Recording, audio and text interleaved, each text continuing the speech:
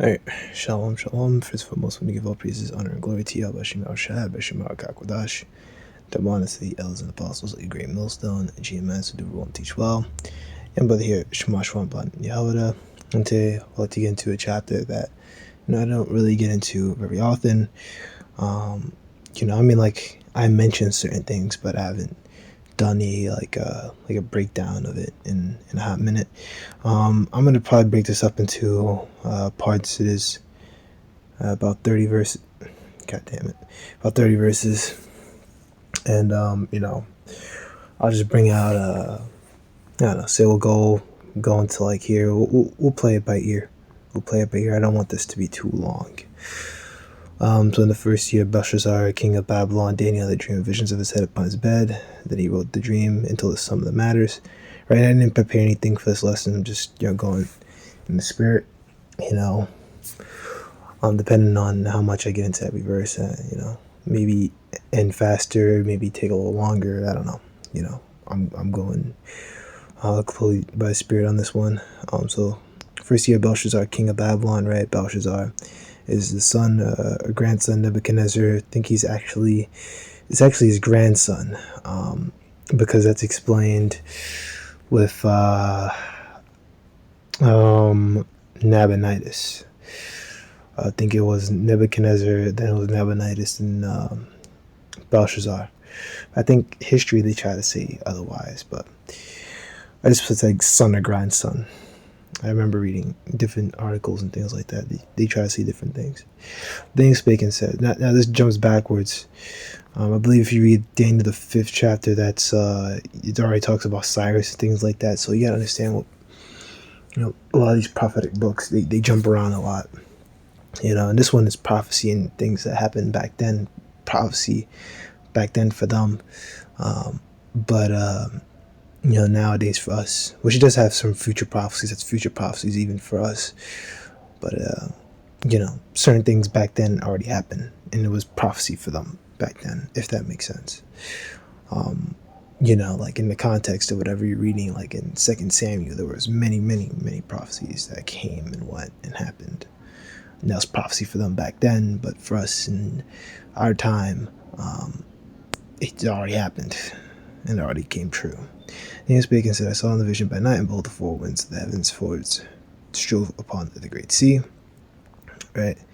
The great sea is the Mediterranean. The four winds are gonna pretty much explain. Four great beasts came up from the sea, diverse one from another. Four great beasts, four kingdoms that we rose up and brought down. That would be great power, wickedness, diverse from them one another. Four kingdoms will rule differently, despite having the same gods. Absolutely. Right? Because it all goes back to that Babylonian mystery school shit. I'm gonna see what it says for winds. Spirit, man, see the mind. Oh, it's actually Rakah. It's for spirits of the heaven. Huh. I didn't know it said that. It could also mean winds, But these represent the four nations, the four beasts. It's the same thing. And this is a beast animal. Let's see here. There might be a bit more about. I thought it goes into like idol or something. Maybe I'll go into it in the blue letter if it comes up again. But there's a deeper thing on that. I remember hearing brothers mention it. At first it was like a lion had eagle's wings, a belt to the wings are overplucked, and it was lifted up from the earth and made to stand upon the feet of men, and a man's heart was given unto it. Alright, so lion had wings. Right, I just put that out there for you, but I'm gonna break it down by memory here. And the lion had eagle's wings. It was basically referring to the Babylonians, and eagle's wings represent the Syrian Empire, right? Who basically ruled the Babylonians for a time until the Babylonians, who also the Syrians anyway. They rose up and they took down the Syrian Empire, the Neo-Syrian Empire, which began the rule of the Neo-Babylonian Empire with the fall of Nineveh in 612 BC. And that's what we talk about beheld till the wings were plucked, and it was lifted from the earth and made to stand upon the feet as a man, and a man's heart was given unto it. Right? So, Battle of Nineveh, 612 BC. Behold, the beast, a second like to a bear, raised itself up on one side, and 3 ribs in the mouth of it, between the teeth of it, and said thus unto it, arise, devour much flesh. Alright, this one's talking about the Persian Median Empire, and it raised itself up on one side because the Medes actually owned the Persians at one point. They were given control of that whole Persian region. I believe after the siege of Nineveh, about the Battle of Nineveh, the fall of Nineveh, because it was actually between the Babylonians and the Medians, so it was actually the Medo-Babylonian Empire that took down the Assyrians. Basically, in time, Cyrus, he rose up, and I think it was actually Cyrus's father, because the Cyrus that we know, Cyrus the Great, was actually the second. I believe it might have been the first Cyrus, or it might have been Cyrus the Great, who basically rose up, gathered an army, and he took down the Median Empire, and then he basically made an alliance with them. And in this alliance, the Persians were the dominated ones. So that's what it means. It raised itself up on one side, had 3 ribs in the mouth of it, between the teeth of it, and said thus unto it, rise, devour much flesh. Right? So the 3 ribs represents the 3 lands that they conquered, which was Lydia. I don't remember the dates, but it's going to be here. I'm going to pull up in a second. Lydia, which is to the north, Babylon, which is to the west, and then Egypt, which is to the south. Lydia and Babylon were conquered in Cyrus's lifetime. Actually, it was Cyrus the Great. And then to south, Egypt was conquered in one of Cyrus's son's time, Cambyses, which Daniel 11 will talk a little bit more about that. I'm not really going to get into that today, but maybe another time. And here you go. Here's your precepts. One side, Persians became stronger than other Medes. Cyrus led revolt against the Medes. Yep, Cyrus the Great. Babylon, Mesopotamia, Darius the Mede, right? Daniel the 5th chapter. Egypt, Cambyses the 2nd. Lydia, Badiahalis. Cyrus took down Lydian king Croesus, which I think they say Croesus was the first king to mint gold. I did a whole lesson on that before. Devour much flesh, the kingdom was vast, or in other words, take much territory.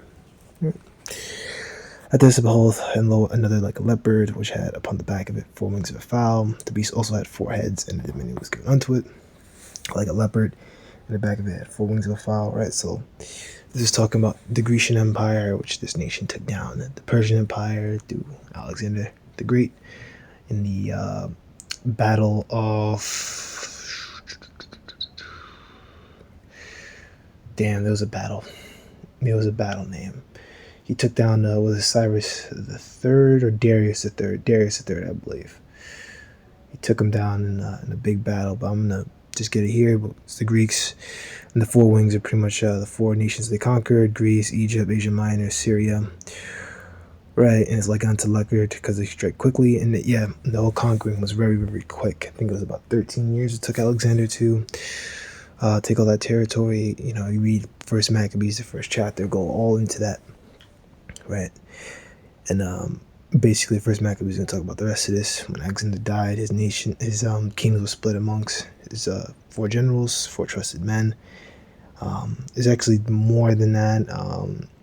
I believe Antigonus also had territory, which that also goes into Daniel, the 11th chapter.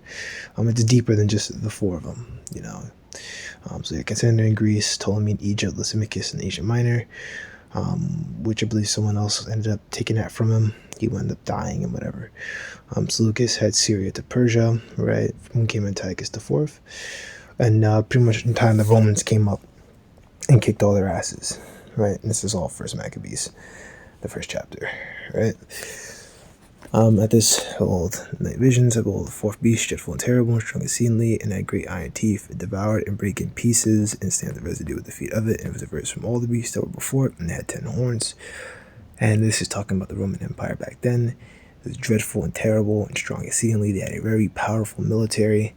They would basically take a lot of technology and things from other nations and use them against them. Like, I think the Roman armor, which they would come to be known for, the heavy armor, was actually a Gallic creation. Of course, they had the shields, they had the big, huge shields and things like that, the sword, the gladius, and things like that. And he took a lot of military tactics from Greeks. They took a lot of things from the Etruscans. Even certain words in Latin are directly brought out from the Etruscan language, because the Etruscans are the original Romans, right? They're the same exact people, but Rome, as a concept in time, it became muddled, less about being a nation, but more about it's a place where anyone can come down and join in, and that's what it basically became in time. And you had all these different peoples: Edomites, Israelites, Japhites, Elamites coming over there and saying, "Hey, we're Romans." Anyone could be a Roman, essentially. And it had great iron teeth, which means the phalanx, which they used for a time. They devoured and break in pieces, stand the residue defeat of it, taxing and push those nations down to the ground. Where you have pretty much the taxing. If you wouldn't want to pay the tax, it's up, war, let's kill you now, And they also had, there's a concept that they had, graceful war, I believe it was called, or a righteous war, where they would basically engineer or basically use a false pretense into war with a nation that they knew they could beat, take it down, conquer it, and then move on to the next. It was a verse from the beast before. It had 10 horns, so it was completely different. Rome actually started out as started as a monarchy with the Etruscans, and then pretty much once the Etruscans were taken down, this whole revolt and everything, the patricians were involved, that's what the patricians are. They're supposed to be those original Roman families which were around and under the Etruscan kings, because the patricians were actually noblemen that go back all the way during the Etruscan period, which, as I said before, the original Romans are Etruscans, and they were dark-skinned, kind of like when we look at different paintings and things, they seem to be more of like a medium brownish complexion, maybe light medium brown complexion, right about there. They had curlier hair textures and things like that, and that's the way they look like. They look like your modern day Hawaiians, like a modern day Hawaiian. A lot of them kind of have that kind of medium brownish kind of look, things like that. I think Kratos' voice actor, he might be, I don't know if he's a Japhite, but he sure does look like one, man. Maybe he has a Japhite mother or something, but he looks like it, like The Rock, like The Rock, but The Rock, they were more brown, more in the lines of brown when you look at different photos and things like that. That's how they originally look like. But The Rock isn't Japhite, obviously. He's an Israelite. His dad's a Negro. So yeah, that's that. So the Roman Empire, and you gotta get the 2nd to 11th chapter if you want more. Find a breakdown of it. I think the brother Bakar, the brother Bakar Moth made a full-on breakdown of it. I talked about a few verses of it. Perhaps in time, maybe I'll do a lesson on it too, and just like break it into parts and just get into like a lot of history and things like that. Because before, when I first started, I was really like going all for it and things like that, going to this history, going to that history, going to that history. But now I haven't really been focused on it like that, because if you watch a lot of my newer stuff, I've just been focusing more on prophecy and like learning more about prophecy and just trying to expand out more into like different scriptures in Isaiah and things like that. I want to get into like Tobit, but it's not exactly prophecy, but you know what I mean. Get into Tobit, like all these other books. I'm gonna get to like First Maccabees. Like, when I get into like a bunch of other things too. So I really touched on a lot of other things I used to touch on like all the time. But I gotta learn. So I gotta learn. I gotta grow. So I can keep making videos and like expand my the pool of scriptures I could pull from. So I could just go out there and show that I've been learning, that I'm really serious, and that I'm like really in this thing. That I want to learn. But it's really, at the end of the day, it's all for Yahweh Hashem Yoshai. So right, great iron teeth. They used the phalanx they got from the Spartans. They actually got rid of that tactic early on. guess they had more of like I think they just split up into groups and things like that, and would just hunt your ass down and things like that. Legs of Iron is Roman Empire. It's also Daniel, the what's the eighth chapter also talks about it. Does Daniel the eighth chapter talk about it? I don't know. I know Daniel 8 goes into a lot of Greek history. He goes into like Antiochus Epiphanes and things like that, which of course, in First Maccabees, I think Second Maccabees is just a retelling. It's just the same thing. So, that's this. Military might they get from different empires. Rome also had a lot of iron, which gave them advantage, but still inferior to the glory of the nations that preceded it. The residue is referring to all the countries Rome taxed. There were some other beasts. They didn't have a king, but rather Caesars. Yep, that's what I wanted to say. They were diverse because they started out as they were never really a democracy per se. They were kind of one, but you basically had that with the Etruscan period. I'm all over the place. Slovakia. I got distracted. I detracted there. But they had that, and then in time, the patricians ruled, and the patricians pretty much were like the only ruling party, and no one else had a say. And they would have consuls in those days. There was no Caesars at first. You pretty much had a consul. I think back then you had two consuls, and they were both patricians. But in time, the people like revolted, and that the farmers essentially left Rome. Like all the peasants, the so-called peasant class, and things like that. The farmers, the linchpin of the society, they pretty much just dipped out and said, "Hey, we're not coming back until we get some representation." And then that's when you get the plebeian class, and then they were also be chosen and have their own consul as well, and they had like their own kind of like party as well. And here you go, same guideline as America follows, right? And in time, you had the Caesars, which is Caesar. Once the Caesars were involved, democracy was dead. They basically had the power to override, pretty much everything. Even back then, they had like vetoes and things like that. But the Caesars still had to play nice with the Senate, or else they'll be like assassinated. As in case of Julius Caesar, you can't just step on their toes, and things like that. Of course, it's different nowadays. Now, the president himself is a figurehead, and it's really private think tanks, NGOs, and these advisory groups that really run the nation. It's not really the president himself, and BlackRock. So it's really ruled by corporations, and everyone is really just a figurehead, really just a puppet, sock puppet. So the same guy like America Falls vested governments of powers of four separate people's assemblies: the Comitia Curiata, the Comitia Centuriata, the Comitia Tributa, and the Concilium Plebis, and they all handle different things. And one of them was like foreign policy and things like that. Like tributes, about getting tribute from other nations, things like that. Right, 10 horns, the ancient Roman Empire's version of the European nations, their various allies. They,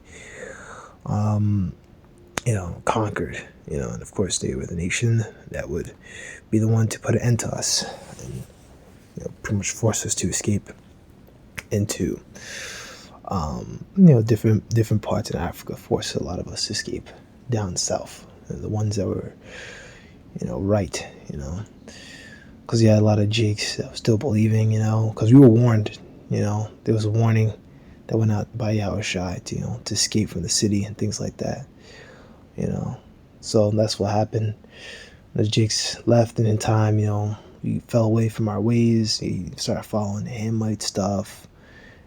Some of us picked up Islam, and you get the old Moors. Some still, well, I'm not gonna say some. I'll say some kept Judaism, right?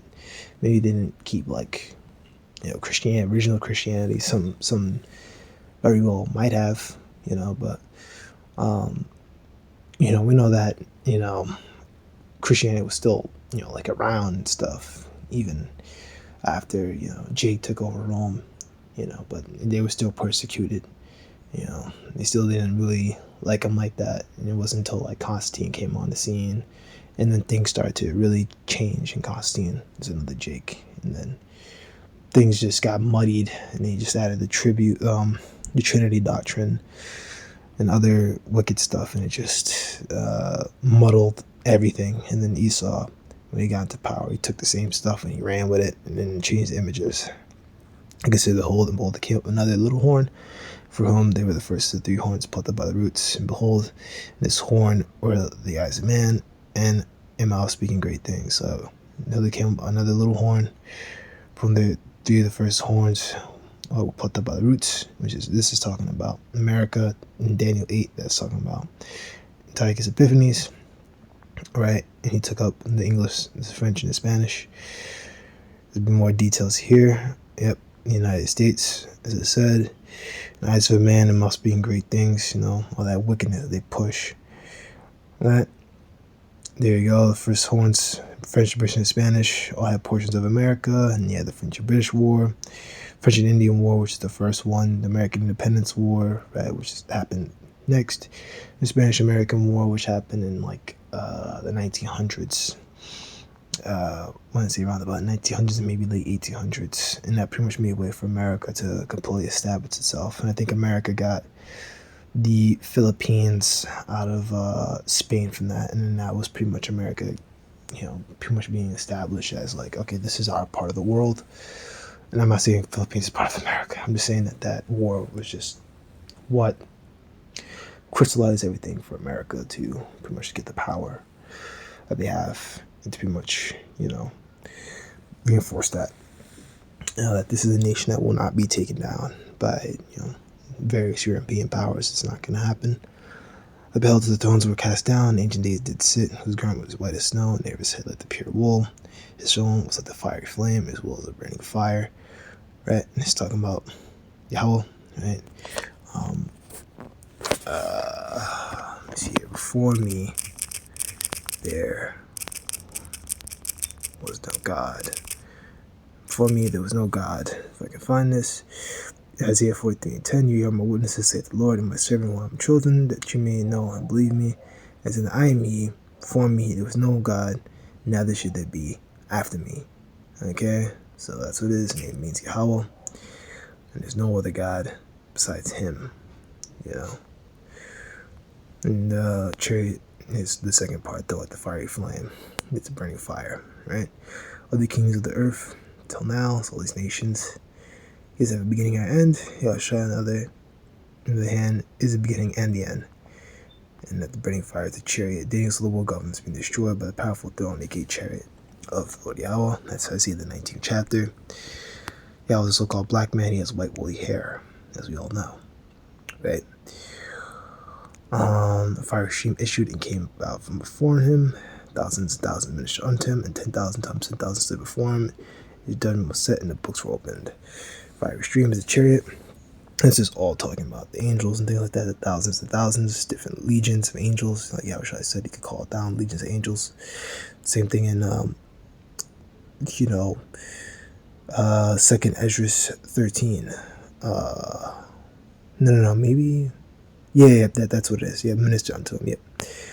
Judgment, the war in Armageddon, war in Babylon the Great, aka America, was destroyed. So everything I said is correct. It's the angels and things like that. And they're all going to, destroy America. Those nations are going to come down and try to fight against Yahushua in World War III in the Middle East. They will be destroyed in one puff of smoke. Well then, because of the voice of the great words, the horn spake about it, even till the beast was slain, its body destroyed and given to the burning flame, by ICBM missiles, right? Yep. And there's going to be the inhabitants of every unclean, hateful bird. It's Revelation, the 18th chapter, which you can read for that. As concerning the rest of the beasts, they had the dominion taken away, yet their lives are prolonged for a season and a time. To go into slavery, that's Isaiah, the 60th chapter. It goes into that the force of the Gentiles shall be converted unto thee. I think also Isaiah 66 goes into it as well. Isaiah 14, 1 and 2. Revelation, the 2nd chapter, where it talks about that shall be given a rod of iron and things like that. No, Isaiah 14, the second verse, not the first verse. The first verse is talking about like foreigners. And also the books were open. That's also, I didn't talk about that, but that's Revelation, the 5th chapter. There's in other places too. It talks about it. We can get into like Ezekiel 37. about, the flesh coming upon the bones and things like that. You can also get into what the former and latter rain. You can also touch on Revelation, the 11th chapter, and there's a scripture in Second Esdras that talks about that as well. Like the books are open in the sky or something. I can't remember exactly what it was, but you can look into all those things. Um, uh, we're gonna go into these next two verses, and I think I'm gonna close it out for now. I saw the night visions of Poland, like the Son of Man came with the clouds of heaven and came to the Ancient of Days, and they brought him near before him, which is Yahushua. It was given him dominion and glory and a kingdom that all people, nations, and languages should serve him. His dominion is everlasting dominion, which should not pass away. His kingdom, that which should not be destroyed. Right? Let's see what we got here, Isaiah 45:17. Israel shall be saved, and the Lord with an everlasting salvation. He should not be ashamed, nor confounded, world without end. Yep, that's what it is. Yep, chariots, Yahweh and Yahushua are different entities. Boom. Those are all your precepts. So, Lord willing, you were edified. Lord willing, I went into, a lot of things. Lord willing. So that's pretty much it. Shalom to all the brothers.